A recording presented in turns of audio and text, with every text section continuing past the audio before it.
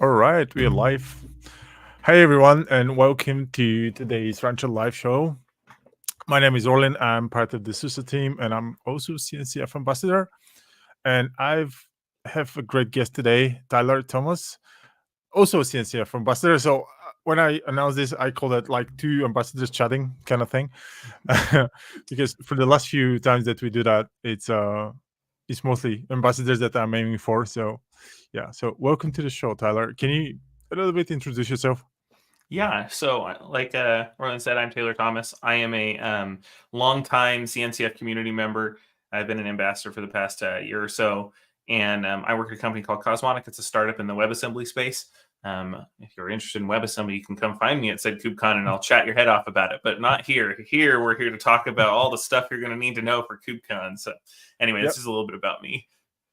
Good. Thank you for joining me today. It is when I was setting up this session, I wanted to have someone, first of all, super into the ecosystem of CNCF and the whole landscape thing, and also to be a local to Salt Lake City, or at least as local as possible, right? Because yeah, not always you can find this two in one person. So thank you for once again, thank you for joining me on this one. So all right, so we have some kind of agenda for today, but it's like since it's gonna be super uh, light chat, is not technical one. Um, I want to chat how you get in. You're local, right? I'm gonna fly from Europe. It's a long trip for me. I'm gonna fly from Sofia. I'm located in Sofia. I'm gonna fly to Munich, and then I'm gonna fly to San Francisco, and then we're gonna take an RV and we're gonna do a trip. That's my treat for traveling 24 5 hours from Europe to the US. Some for me, but most probably that's not the case for everyone. And you as a local, maybe you can give some guides for the folks that haven't figured out the trip yet. What's the Uh, easiest way to get to Salt Lake City? Yeah, so the easiest way is like just talking pure logistics. Salt Lake is kind of the Salt Lake Airport is kind of owned by Delta. There are other airlines there, but your easiest flights are going to be in on Delta or Delta affiliates like KLM and Air France and those kinds of airline partners. But yeah, the Salt Lake Airport is actually pretty easy to get into. It's one of the newest airports in the country. It just reopened during the pandemic. They completely trashed the old one and built a new one in its place. So it's not super. If you're used to like super large airports, it's not as big as that, but it is a fairly large airport. Lots of gates, like I said, the Delta flights are easiest, but it's also not very far from downtown. So getting in here, you don't even have to plan it. I mean, I would plan it, but you can get in and take the what's called the tracks, which is our light rail that goes straight from the airport to downtown. In about, I think it's about 10 or 15 minutes. It's not very far from the downtown area. Obviously, you can also rent a car or take an Uber. But that's one of the nice things about the Salt Lake area is you're not traveling very far from downtown to the airport at any given time. Does that tracks that you said is like a train or tram? Yeah, I know light you have rail, like a trams, light right? rail train. Yeah, it's more like a tram style thing, but it's light rail. Mhm. So that runs actually all through the Salt Lake Valley. You'll hear that term a lot when you come here.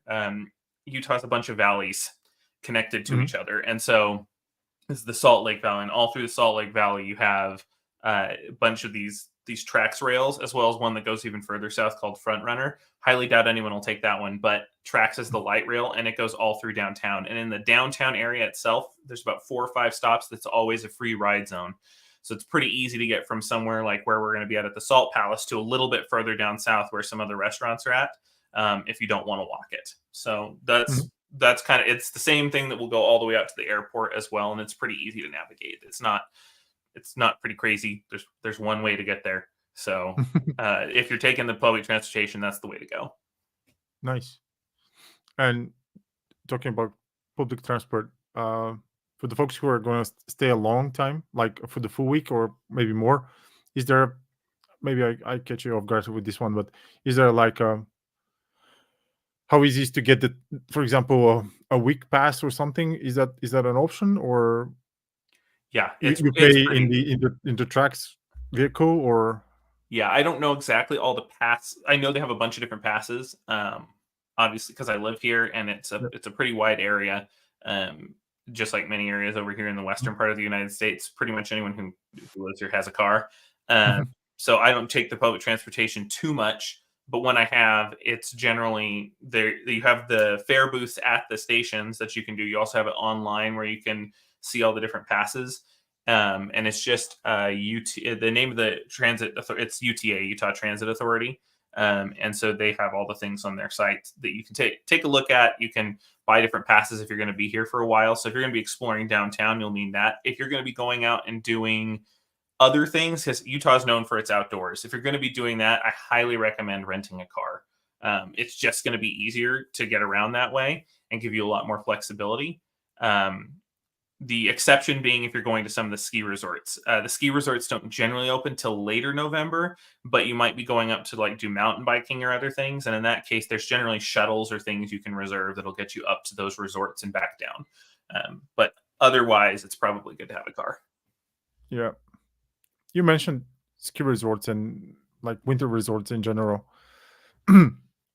Today I was having chat with my team, and our manager Robert mentioned that actually Salt Lake City is quite high above the sea level. So what kind of weather uh is like in this time of the year? Because over here we're we're around 700 meters, which is like give me a sec, I'm not prepared for this one, but um feet. So that's what was that, 300 foot or something. It's we're relatively high below above the sea level, but Salt Lake City is even higher. So I suppose there will be like, and it's like next to the mountain where Olympics were before, and they will be in the future. So I expect some more cold weather than what I have over here. Is that true, or? It really depends. So you're right. We're about double the altitude where you're at. We're 1,500 meters, so around 5,000 Mm. feet. It varies by a couple hundred meters depending on where you're at. But yeah, we're roughly around 1,500 meters up, where we're at here in Salt Lake area. And so you will have it. I always forget, and then I have friends come, even from like I'll have like friends from California come, and then they're walking upstairs and they're really fit and they're quite athletic and they're like dying from just it's high enough that you'll have a little bit if you're moving fast or doing something. So if you're a runner, just be prepped that you might run out of air a little bit earlier. That doesn't mean you're out of shape. It just means you're not used to the altitude. So keep that in mind. But then also the weather itself is variable. When Orland and I were first talking about this, I was telling him the problem with Utah is we're a high desert, and so throughout the whole year, our temperature ranges from 0 degrees Fahrenheit to 110 Fahrenheit. So we're talking like negative 20 to 41, 42 Celsius, and so we get this massive range of temperatures. And in November, it's completely up for grabs. Like right now, we just went through like a brief cold spell. It wasn't super cold; it was maybe 12 degrees, 10 to 12 degrees Celsius, and now we're sitting at around 18, so 18 to 20ish, and then we're diving back down. But generally around that time, we start to get a storm. So you're either going to have suddenly mild weather, or you're going to be in the middle of a snowstorm. But those snowstorms generally don't stick too much. If you're really lucky, I know there's a lot of people who are like, "Oh, it's just right before the ski season." So if you're really lucky, there might be enough snow to open up the resorts, but it's highly unlikely. It just depends though on because sometimes we do just get a storm that comes in and dumps 20 feet of snow in the mountains for just like in a day. So that's the kind of thing that can happen here. So just be prepped for anything from cold. It is very dry here. If you have sensitive skin, like you will dry out super fast. So just be prepared for that because it is a desert. So I have that from open source summit. It was in Austin few years ago. So stay hydrated. That's it, right? Yes. Yeah. So your general advice is like be prepared for a cold weather most of the time. Good. So we spoke about navigating the city. Or do you want to share some more about the city, like which areas? Because we are super central with the Salt Palace, and I suppose many of the people will rent some hotels around it. Is there like parts that people should go and parts of the city that people should stay away? It's actually really safe here in Salt Lake City. The only like dangerous area, and I use that very loosely, is in the west part of the city. And actually, one of the restaurants I'm going to recommend too is right on the border of some of those areas. But like compared to many other major cities, it's not really that sketchy over there. You're going to be fine pretty much wherever you go. But if you go further west on foot, I would just be a little bit more aware, especially at night. But like I said, it is that I, I've been to a lot of other cities, you know, for all the different KubeCons. There's a lot of other cities that there were areas where you're like, no, don't go there. There's not a ton of those. There's a few pockets here and there, but they're far enough away that you're probably not going to go into them. Nice. If you're out on your own, there's a place out by there's a freeway called I-215, and then State Street, which is another major street. Down there, there can be some areas where there's a little, or not I-215, there's a little bit higher. Anyway, I'll have to remember. It might be I-80. But there's an area down there. Once again, I don't think people are going to go down there. So there, I wouldn't be too worried. It's a very safe city. It's fun to walk around. It's not there's not as many skyscrapers and big things as other cities, but you get a lot of good views of the mountains. So yeah, nothing too scary around there. Plenty of stuff to go like walk around in terms of restaurants, and then also outdoors things, which we'll get into, I'm sure. Yeah. Yeah. So let's jump to the fun part, right? And we can leave. Do you want to leave like the actual KubeCon stuff for the end, or however you want to do it? I'm just here to help. I'm just curious what people wants to hear first, like getting prepped for KubeCon, uh, or like the city, because like I mean, for many folks, that travel is not only about the KubeCon and the content and meeting people, but it's also like the whole experience of going somewhere new, food, music. For example, for me, on the last KubeCon in NA, it was in Chicago. So I was in heaven in terms of music. Like there was like my hotel was next to the Buddy Guy Blues Bar.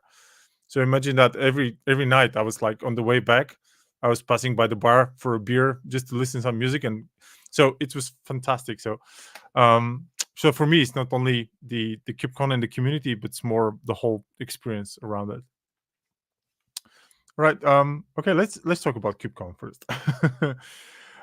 You're old timer KubeCon. You said your first KubeCon was like when 2017 or something. 2016 in 2016. Seattle. Yeah, that was my Yeah. very. It's been a while at this point. Yeah, my first KubeCon was 2017, 2018. I don't know, somewhere in Europe. So what? Yeah, when people say KubeCon, everybody's super excited. But if it's your first KubeCon, you're not aware what you're getting into. That's my personal opinion. It's not a regular conference. It's more of a madness kind of setup conference, with all the stuff that are happening at the same time, and all the people that are there, and then you're trying to meet everyone, and you're trying to chat with everyone. So any recommendation how you can set up your visit at KubeCon? Yeah, so this is a classic question you get asked when you've been to KubeCon a lot. Yeah. And I mean, I'm remembering because 2016 was the time when I could go to almost every talk. Like that, it was still that kind of size. There was about 1,000 people, or just over 1,000 people at that time. And nowadays, you're getting 10,000 people or more. So one of the big things is it's nice. It's one of those things that's a blessing and a curse at the same time. Is because the community has grown so much, we have so many different tracks and opportunities. So the first thing you're going to want to do is look on the schedule on the main KubeCon site, and you can see the main tracks, like the main categories of things. And so when it's best to kind of, if you're a first timer, if you're not a first timer, you know a little bit more about like how to like kind of do it on the fly, depending on what you're hearing and what you're seeing, and then talking to people, because you'll run into people who are speaking. They'll be like, come to my talk, and be like, that actually sounds really interesting. But for the first timer, just to kind of not get too worried about things, is look at those topics, decide which of the tracks are most interesting to you. That doesn't mean you're not going to go to any of the other stuff. It just helps you kind of organize. And then you can use the build your own schedule thing inside of the Sketch tool that the CNCF uses. And you can go through each of those different categories and say, okay, I'd like to go to this. I'd like to go to this. But the other thing I'd also encourage is don't fully book up your schedule. If this is your first time going, leave time for what we all know as the hallway track. because that's part of the fun of being here is you get to get in random conversations, find people you know. It's the classic thing where I always joke because I grew up in the '90s, and at least over here in the U.S., people were like, "Don't talk to strangers on the internet," and like it was all that kind of stuff. And I always laugh because like nowadays, like I go to a conference where I meet all the strangers I know on the internet while calling a stranger to come pick me up in their car and bring me to the venue. And so, um, yeah, that's it's just so funny to me. But like, there's so many times, even now that I've started to get to know more of the people who I've worked with in this community for a long time in person, I still go, "Oh, you're so and so," and name them by their GitHub handle. So it's perfectly fine to leave that space in there because we all go to collect swag, we all go to do that, but you're going to get into some really interesting conversations with people on the booth floor, on in the hallway, after talks. That's the kind of thing you want to build in some space for. So those are kind of my things. So step one, topics. Step two, fill it up with those things from those topics, and step three, leave yourself time. That's like my number one set of advice for the beginners who may have not come to KubeCon before. Great stuff. Can I add some? Like, my first few KubeCons, I felt exhausted somewhere like in the middle of the day, especially if you run between sessions and if you want to meet someone like maintainers or I don't know, random people from the internet, as you said. I find out that it's great if you set aside some downtimes for you. Like there will be a plenty of area around the venue where you can just sit and be by yourself just for 5 minutes, just to refresh. Have a coffee by just you, so you can refresh because I'm super like social person. My wife hates that in me, in her guts, but that's me, right? I love talking to as many people as I can because that's my chance. That's the reason why I go to KubeCon, to meet the people that are actually just somewhere in Slack or someone over Zoom. um for me, I stopped going to sessions, I don't know, a long time ago in KubeCon because I don't have the time because of meeting people, right? But that like exhausts my um i- in some way energizes me because like I'm meeting these people and finally I can talk with them. I can, I don't know, smile with them and have a laugh. But on the other hand, that's like it's emotional exhaustion. So I need some time to refresh a little bit. So at least I find it super useful to have like, don't overdo it, and have sometimes to refresh a little bit. Otherwise, you'll be exhausted. First of all, for the parties in the evening. Second, yeah, the next day is gonna be super hard for you if you overburn and then have a great party, and then the next day is gonna be what am I? So yeah, and We're not the best examples of that. Or Orlin and I should probably disclaim that you shouldn't do what we do, which is basically like burn hard all day if this is your first time, because as CNCF ambassadors, we have duties with trying generally with other things. Like I help with the WASM working group and tag runtime, so I'm going to be helping them with things. I'm going to be at my own company's booth. Orlin has a similar problem, so like you don't have to go. But I think that's really good advice because you can burn yourself out if especially if this is your first very large conference. Like build in some time. I think that's a really good point. yeah, and I had another one. Yeah, about logistics, I want to point out. Normally, the events are happening in venues which are huge. So if you plan to, for me, that's my rule number one, and that's I apply that for any conference that I go. I try to stick to one stream because it's easier logistically. For example, if I want to switch talks to different stream and it's in the other side of the venue, and it can take like 15-20 minutes walking. You should hit the bathroom or you meet someone on the way, and that pumps time to get on the other side. And the worst thing that can happen when you on the other side, the room is full.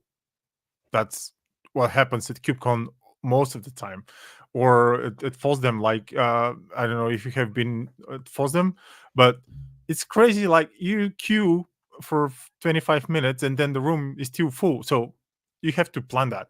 Also, my advice is always balance out which sessions you want to really see in person and which you can easily watch online later on. So you don't care if you miss the opportunity to ask questions at the end, that's fine. So you can leave that for later on. But if you really want to meet the person who is like talking, like for example, maintainers track, and you're super into the project and you want to jump in and join the community and start working with them, prioritize that talk over the others, because that's your golden chance to meet the people and yeah, be around them and get like from the source. All right. Yeah, we have a point over here to collect your pass the day before. So if you're arriving earlier, I suppose most of us will be like few days before that, like Cloud Native rejects, some collocates, wherever, like Rancher Day or Wasm. Use the time to go and pick up your badge on the day before, instead of like queuing for the badge on the Monday on the first day before keynotes. You'll be definitely late for keynotes. That's all it happens. Yeah, they also have badge.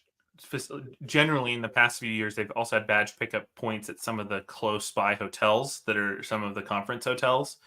So there's multiple ways to get it, and we definitely highly recommend doing that before, because Yep. otherwise you will be stuck in a line waiting to get your badge printed out in the first morning on Wednesday. So highly recommend doing this in some way with one of the different options they give you to get your badge.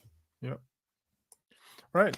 What are your favorite tracks? I have my favorite tracks. What are your favorite tracks, and what do you normally, if you want to attend something? I know that's a very stretched question, but It's a good one. I mean, I also don't have a lot of time to attend many of the talks, just because I am doing so much of the other things. But I do try to go to um, the way I kind of filter is there's a couple different types. Some of the like interesting types you might not know about, because there's the main like there's the different actually say like kinds of tracks and things they have available. Like they're topic based. You have like AI ones, cloud native experience, which is like maintaining a project. You have things like emerging and advanced technologies, but then you also have these maintainer birds of a feather, and then there's also the keynotes, which most people know about. But the maintainer tracks and bird of a feather are really interesting if you are in the space where you want to contribute to or understand deeply a project, because you get to have some hands-on time with maintainers. And as someone who's been a CNCF project maintainer for a long time, I used to be a Helm core maintainer. I maintain Wasm Cloud, which is another CNCF project. I'm involved with a couple others. It like as a maintainer, it was really nice to get people from the community who I never would have heard from in any other venue, because they were there at KubeCon. So those are always really interesting tracks. So I kind of do a split between the ones I'm really interested in, which right now is generally around like the WebAssembly and platform engineering areas. For me personally, for everyone, it's going to be different. And then I go and I look at those other things. There's also the Contrib Fest, which is really, really awesome. You get to have it's a very interactive workshop slash it's really to help you start getting like contributing things to a project or to the ecosystem around a project. So, for example, if it was open telemetry, you'll be building things to like integrate in with it, or other extensions. It just kind of depends on how they guide it. And you're there with a bunch of maintainers and people from the project. We're doing one with Wasm Cloud this year, building like Wasm components. And you have things like backstage that are going on. You have so many different, like, I'm trying to do it from memory. I don't have it up in front of me, but like there's a whole bunch of them that are going on there. So those are the different tracks that I look for. It's just kind of my favorites. And then the things where I get to be like hands-on with people who I interact with in the community, or who are using stuff I'm building. We forgot to mention something. The project pavilion area is something that I think everybody should hit at some point, maybe a few times during KubeCon. So spare us some time for that. That's the place where you can see all primarily like huge portion of the projects who are represented there, and you can see the maintainers or the people contributing to the projects, so you can speak with the actual people who are merging your PRs, or they're reviewing your issues and giving you advices on Slack or GitHub. So for me, that's one of the best area to hang around.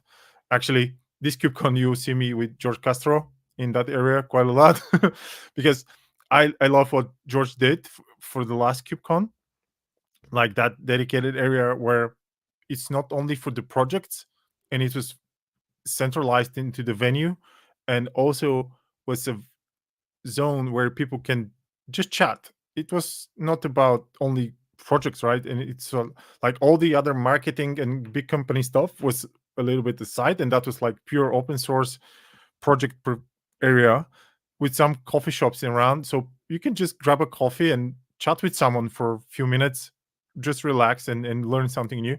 For me, that's that's one of the best areas to hang around during the conference. But that's me again. Well, yeah, uh, I think we're both biased there because I yes, agree because we're both going to be there quite a bit with the project booths, but it really is a great time to, and you do have to come back multiple times because it rotates. There's yep. not enough space for every single project to be there full time, nor the time in the day really, and so they rotate. So you'll go back and you'll see different people at each booth and have time to talk to them. So it's definitely worth taking some time on each day to go back there and visit and just either learn about projects you might not know about or go talk to the maintainers of projects you're using. Or if you're like a sticker junkie like me, you can. That's your place. So There's lots of stickers there. yeah, yeah, you have that wall with all the little boxes with all the project stickers over there, so you can find all the stickers that you want. So yeah, talking about stickers and collecting stuff, what do you think about the swag at KubeCon? We were joking about this when we were talking over what we wanted to go over for people, and the kind of tongue in cheek but also really true advice is bring an extra suitcase, like a collapsible suitcase, for that. Uh, that's part of the fun of this. There's all sorts of random swag. You have giveaways that a lot of the big companies do, but then you also have stuff like T-shirts and miniature Lego sets and socks and all this stuff. I mean, at a bare minimum, you're going to get the conference T-shirt that comes with the being an attendee. So, like at a bare minimum, you're getting that. But like, oftentimes you'll go around and talk to other people, um, and it works out really great because, like, I'll be honest, like sometimes as an engineer, like I go there and I'm like, I don't want to hear from like the marketing pitch about this thing. But oftentimes, not all the time, but most of the time, a lot of people have at least a few of their actual engineers on the booth, if not more, and it results in some really interesting conversations. Even if I haven't personally been interested in a product or whatever that company's working on, I always end up having an interesting conversation 90% of the time. So don't be afraid of doing that. Like, that's how you get the swag anyway, is you talk to them, you let them scan your badge, and then you get your swag. It's just kind of the thing. But yes, be prepared to haul home some swag. It's great if you have kids or friends who like gifts. You'll find some extras to bring back when you're done. Yeah, my kids are always waiting when I come back. It's like the suitcase, and what do you have for us? It's like they know that I have some junk for them. Like, because let's be honest, not everything that is given away at the conference is great, right? Some is something can be pretty good, like great t-shirts. And there was like a few years ago, some company was giving this um I'm sorry, green necklace, but they were like super shiny, like a Christmas lights in them. So you flick the switch and they start like shining, and it's just like blinking and everything. My kids love them until they broke them, of course, but it was like super shiny. It was super cheap, but it was so cool for the kids. So I don't regret bringing that. I'm not sure where I brought it from, but I don't regret getting that because I asked for two because I have two kids, so I had to bring two. Yeah, I have, So yeah, and most people understand when you say that too. When they have something funny like that, you're like, "Can I get two? Because I have two at home who need it." They're like, "Yeah, that's fine." And you yeah, get fun stuff like this hat right here. I wore it on purpose today yeah. because I'm always a hat wearer, but this is one that I got at KubeCon LA, I believe. Someone had already commented in the chat earlier, like, "I had that That's hat, Rob. guy." It's Yeah, that's Rob from our team. Actually, he made a comment for "Stay hydrated." That was his comment for today's session. So yeah, so be prepared for a lot of swag. If you're not swag person, I'm sorry for you, but be prepared to if you accept all the swag. A friend of mine, we run the local community here in Bulgaria. Uh, he came back from Barcelona, I believe, with 54 t-shirts. So yeah, people are like enjoying that. If I bring any more t-shirts from any conference, my wife is gonna kick me out because like our wardrobe is only my t-shirts. And the thing is, I don't want to throw them away because they're good t-shirts. They're project t-shirts. So how I can throw away a open source project t-shirt? It's not my thing. So um food and coffee in the conference, it's a topic that people are somehow touchy on that. Any thoughts on this one, or should we skip this one? I have thoughts on this one. If you accept, I'm not sure if we chatted, but I have my experience in the hospitality business. I used to run a restaurant for a while, and making food to 10,000, 12,000 people is not an easy job. Actually, it's almost impossible to prepare timely uh, food for so many people. So people are like, "Oh, conference food, it sucks. It's cold and it's like it's not tasty." Yes, but preparing food for so many people is not easy. So it's great that we have food, and it's not bad actually. At least my opinion is it's not as restaurant quality food, but for 10,000 people, and just to grab something on the fly when you run through the next meeting is pretty good. Yeah. Um, I mean, I think I very much agree. It's very important to note you're not going to be getting like gourmet quality food here at what's provided at the conference, though. Like Orland said, it's just the nature of the beast. You're making stuff for that many people. You're not gonna have as much time to focus on the quality. Now, with that said, like there has only been maybe 3 times when I have been at KubeCon, I've been like, this is like unpalatable and absolutely disgusting. So your chances are low here, but we'll talk about all the other food scene as well for those who want to go out and grab it, because that's another way to take a break is to go walk to a nearby restaurant, get lunch, and then come back is a good way to take a break and decompress. But sometimes take those calories, people. Your brain's consuming a lot of calories when you're running around and you're talking to a bunch of people. There is one good thing. So the coffee, I mean, the you're not going to get good coffee that they have in the big thermoses there. I mean, it is. I've heard it described many names, which I will not repeat here. But the problem is that that's not the only. I mean, not the problem. The good thing is you're not only limited to that coffee. There are other coffee shops outside the venue, but also many of the sponsored areas and some of the company booths do coffee. Just be aware that during the major breaks, because they have breaks in between. There's generally at least two major breaks per day for people to be able to come to the solutions showcase, the sponsor floor, and that is when it's busiest. But if you're there when it's not, you'll have a little bit shorter of a line, and then they have pretty decent coffee and other options. And many of them have like lots of different options. They'll have things like oat milk available for those who like like some sort of milk in there that's not dairy. They have your standard like cafe con leche type of things. You have all those kind of things available inside. You will just have to wait in line for it. It is generally free.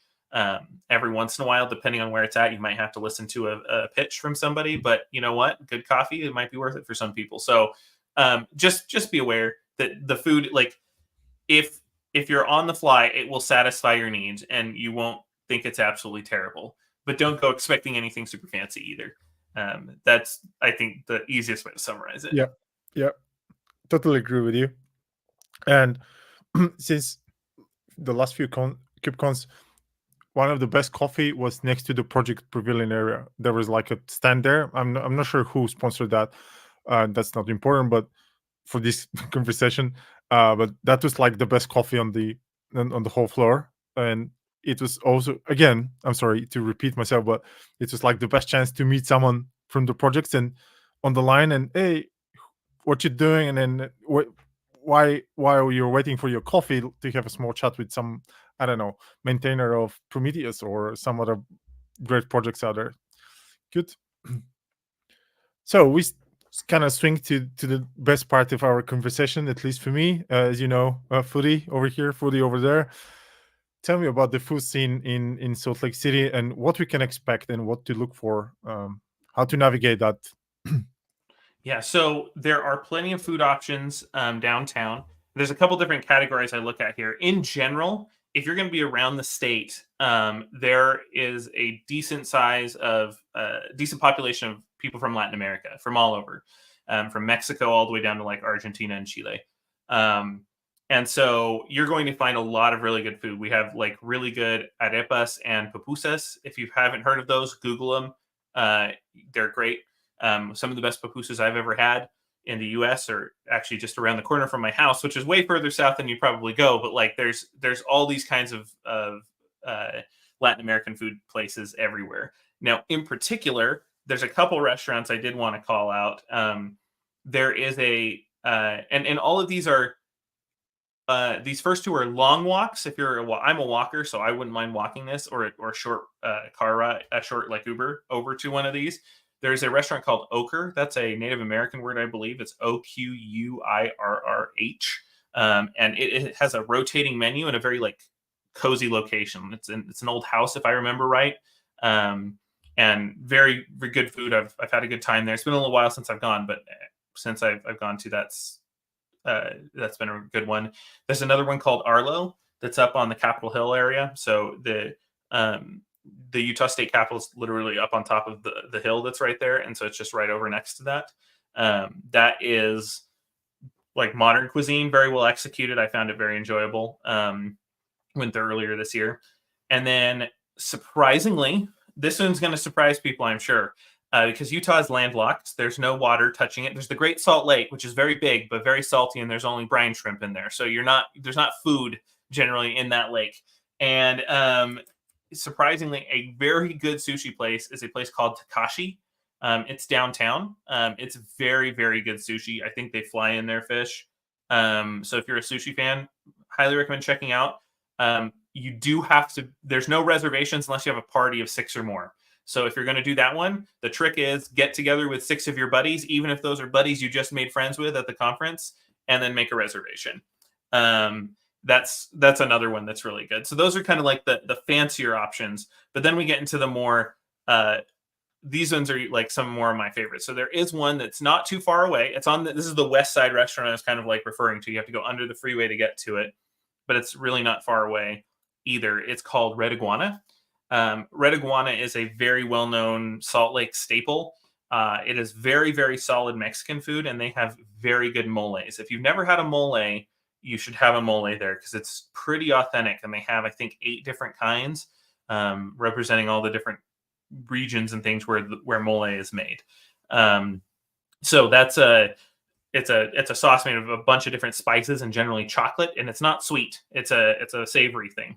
It's called mole because the word moler means to crush or to grind. And so you mash it all up into this kind of paste that becomes the mole. And so that's really, really good. And then we also have and you have a couple of these downtown, or at least one. I don't know if there's 2. There's a place called Gourmandise.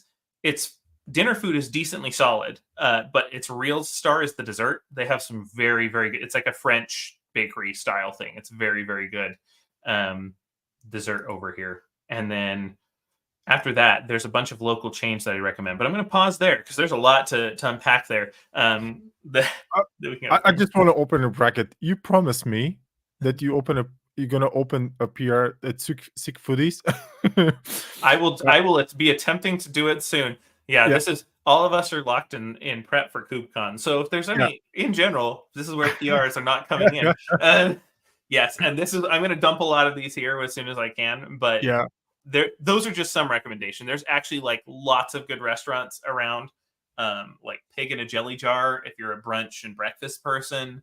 And there's a whole bunch through the area. Like Salt Lake has had a lot of new restaurants and things pop up in the past 5 years.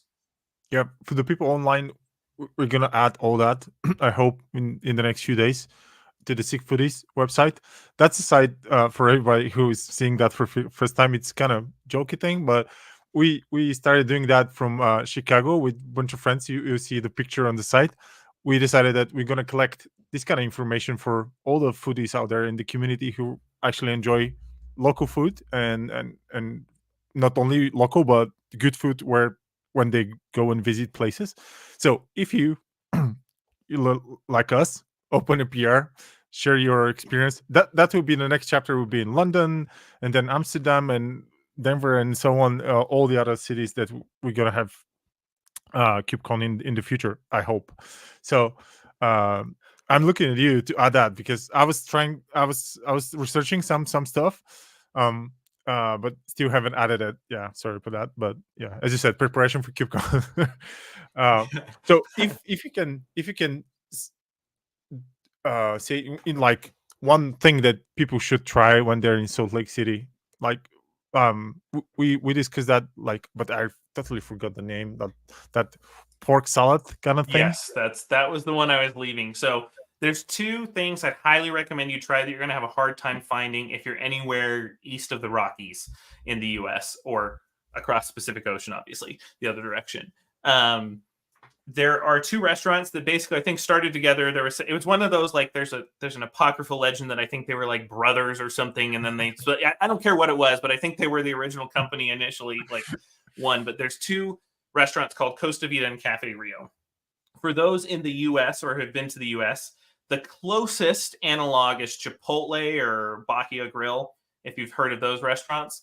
It's not really that, and it's not really fair to compare the two. They're kind of two different things, but it's a style of food we call fresh mex in this area. And you go to them, so it's Costa Vida and Cafe Rio.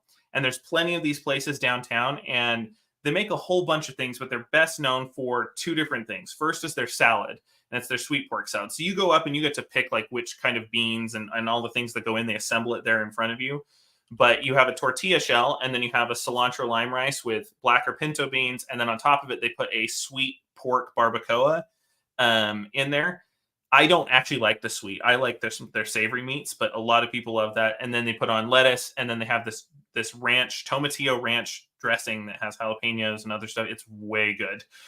So it's their sweet pork salad, and so that one, it all comes together and then you eat. It's really, really good and interesting. They also do something similar, but with a smothered burrito, which is a common Mexican dish, burrito mojado. But they do that as well. That's another one. They do that with the sweet pork or whatever meat. So highly recommend looking for one of those. They are, like I said, they're all over the place down here. Great food, and it's something really different. It is a local chain. It's all over the Mountain West in particular. So you'll see things in like Denver area, in Colorado, Utah, Idaho, Wyoming, that kind of area. There's a bunch of them. There. So highly recommend that. And then the other one, which I mentioned, if any of you follow the CNCF blog posts on KubeCon, there's one we released a month or two ago. This is the new one that Orland's showing, that also has some really good info from Dan, who I've known for a while. But we also, they pulled a couple of the other ones. Another thing that is going to be very, very unique to here is going to one of the soda shops. So they call them dirty sodas here. But what it is you have, imagine like, it's kind of like a nice coffee shop, but with sodas instead of coffee.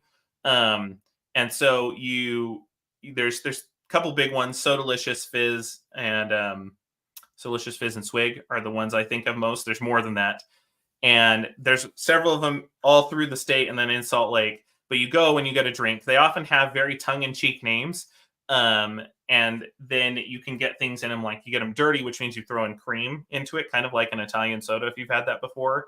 So you, like, one of my favorites is I get Dr. Pepper with strawberry, pineapple, and then coconut cream.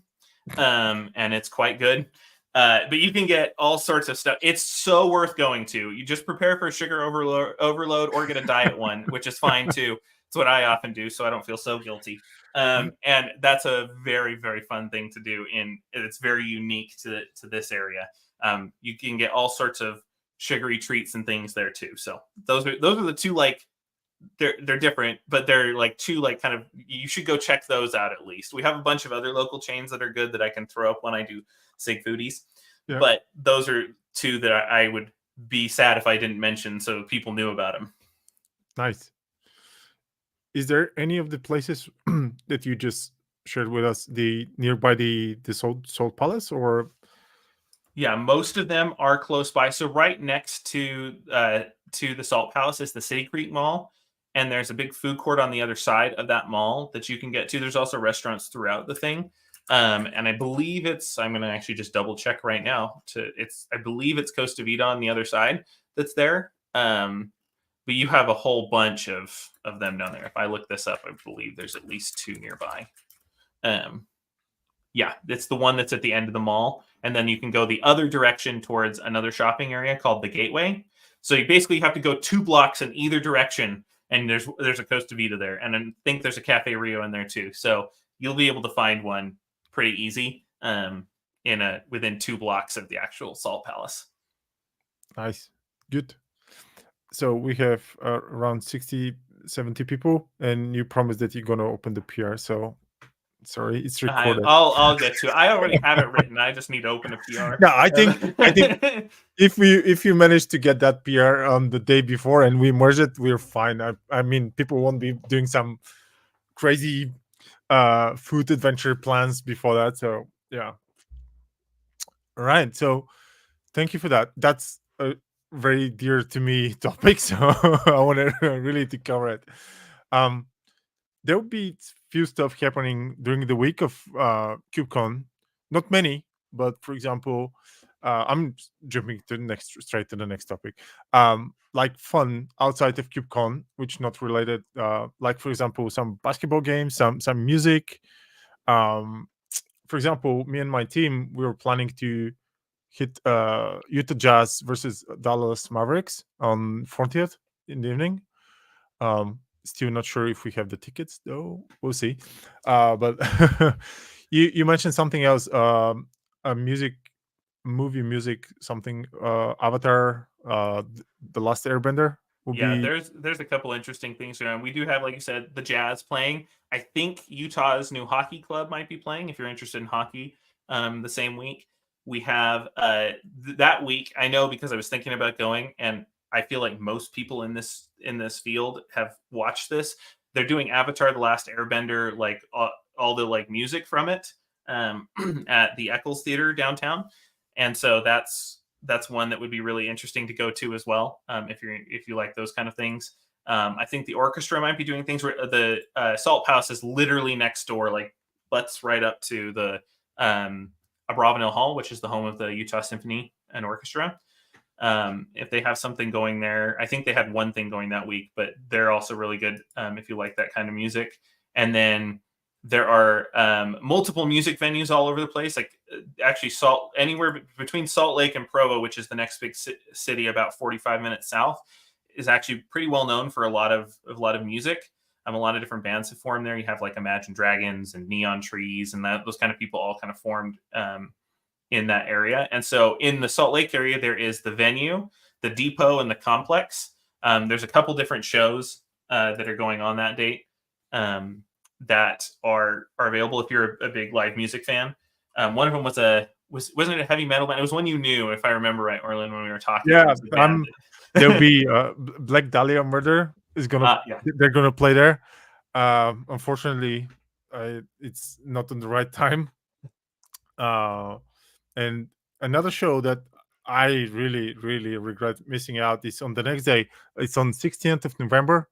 Joe Bonamassa is gonna play. Not sure where. We can check that, but he's one of the best blues players right now.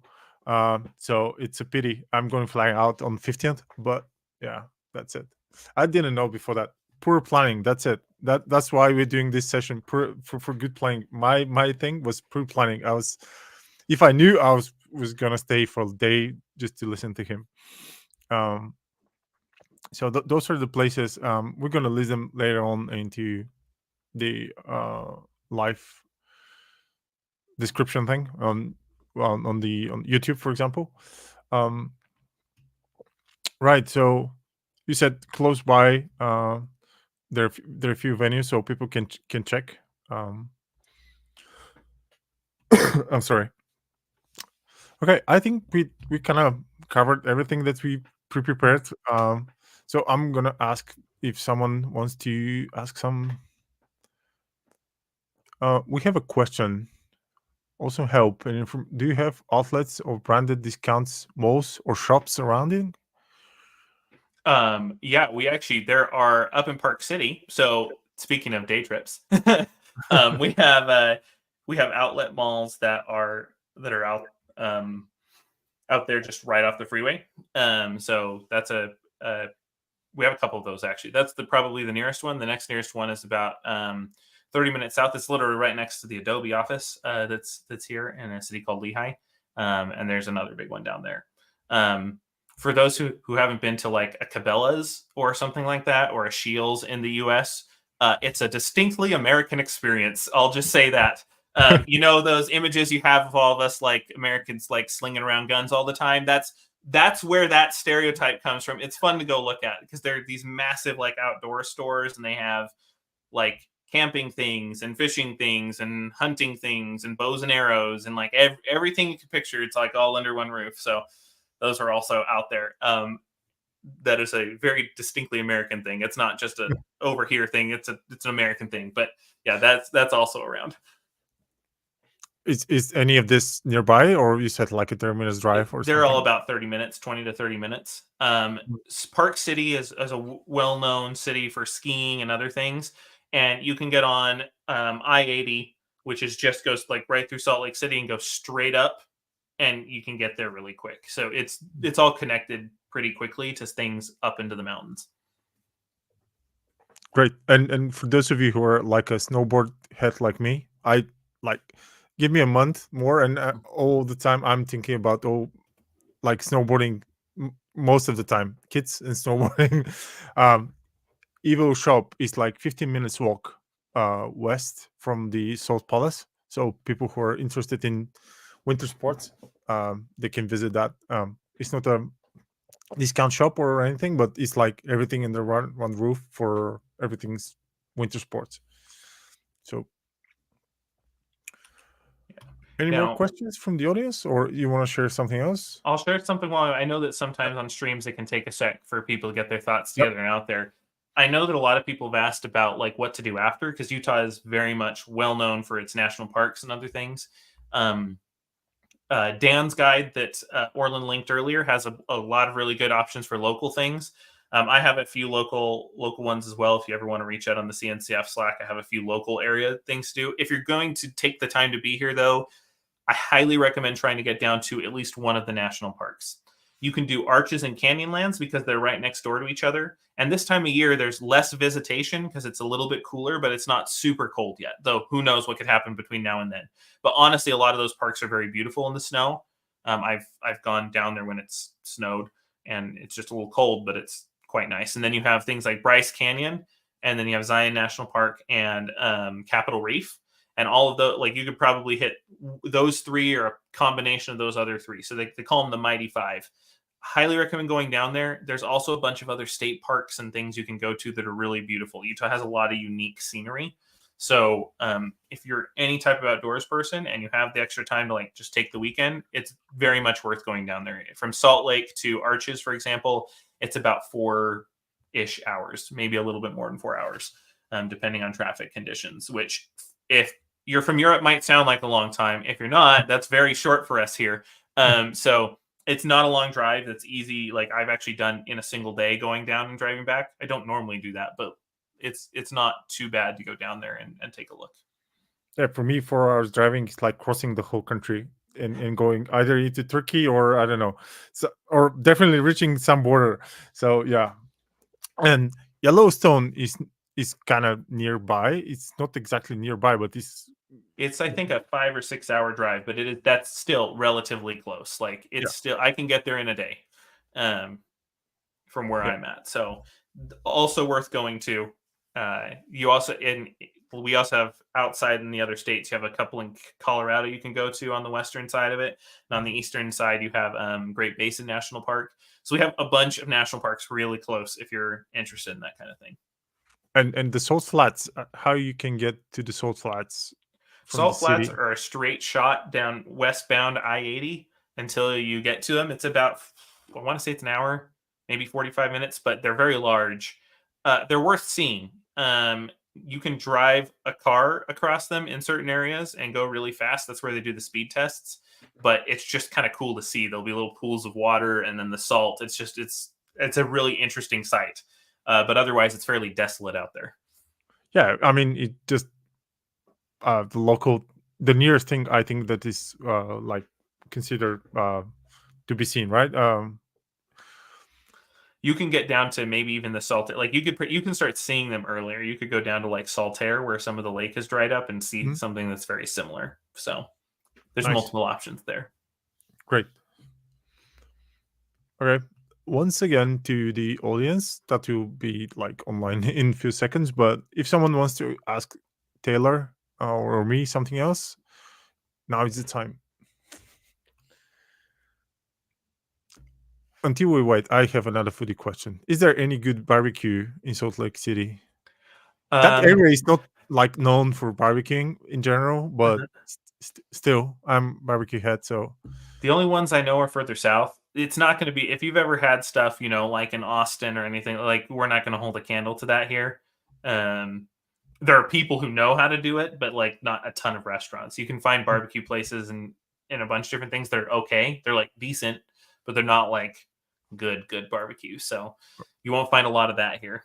Um, and there could be a restaurant I'm missing for sure, but like I can't think of one off the top of my head that's in the area. yeah. By the way, we should add something to the sick foodies list for vegetarians and for people who don't eat meat for sure, because we primarily talk about meat. So A lot of the restaurants I did give have vegetarian options. Some of them have vegan options as well, but I know there are plenty of vegan friendly places. I've had a few vegan friends who've been down there, but vegetarian, like even like that Costa Vida place I was talking about, their salad is still great with just the rice and beans and not meat. And then you have the dressing, like for example, that's Mm, there's multiple options. And then a lot of those other restaurants that I named do have vegetarian options. nice. Right. I think we can close. We're almost to the hour, man. Time flies. Thank you once again for joining me on this session. It was super nice, super insightful. That will be online just in a minute. We're gonna update the sick foodies for those of you who are looking forward to the recommendations around food, and maybe we have to do some other sick like sick entertainment. I don't know, but cannot help do all right. But like all the stuff, I'll try to post the links into the description for like the venues and the events that are happening, like the basketball game and the music stuff. So thank you once again. I hope to see you in person, like stranger from the internet, to see you in person in Salt Lake City. And yeah, thank you very much. Thank Yeah, you. thanks for having Bye. me and Yeah, see you all later. yeah. Thank you. Bye, everyone.